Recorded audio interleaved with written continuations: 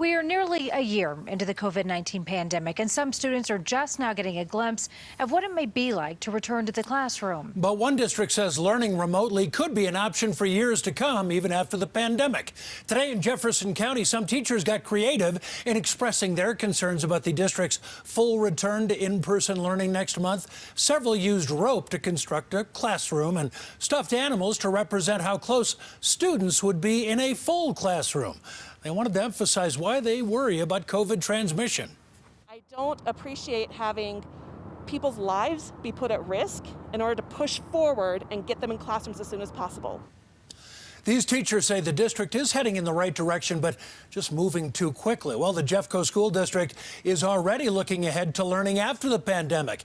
It has announced students will still have the option to learn from home next school year. Well, we wondered if that could be something families will be able to choose for years to come.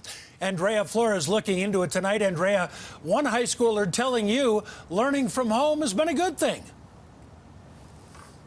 Jim, 100% return to in-person learning starts here at Lakewood High School next month. And as students start to return to in-person learning, Jeffco Public Schools is already looking ahead to the future, and they say remote learning might be here to stay. I would definitely consider it. Jeffco Public Schools has announced a remote learning option for next year, months before this school year is even over. I seem to get the material better when it's over remote. Lakewood High School junior Spencer Wilcox says learning from home has its benefits. I've been able to do more deep thinking behind the screen of a computer. Jeffco Community Superintendent Matthew Walsh helped launch the program and says more than 1,000 families have already expressed interest. It allows students to be served remotely through a comprehensive list of courses, PK through 12. But at the same time, it keeps the kids connected to their schools. Athletics, activities, dances. By offering students options, Walsh believes they're on the cutting edge of education. We're excited not only to bridge this gap over the course of next year, but looking into future years as to what other type of flexibility we can provide for students. With his senior year around the corner, Spencer says students have a lot to consider before fall. Weigh your own personal pros and cons.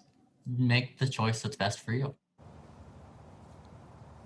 Now, students will need to opt into either full in-person learning or full remote learning, and Jeffco says this could be the norm for years to come. They also wanted to mention that teachers will not be pulling double duty in the classroom. They will have dedicated teachers for in-person learning and for remote learning. Reporting live tonight in Lakewood, I'm Andrea Flores covering Colorado First.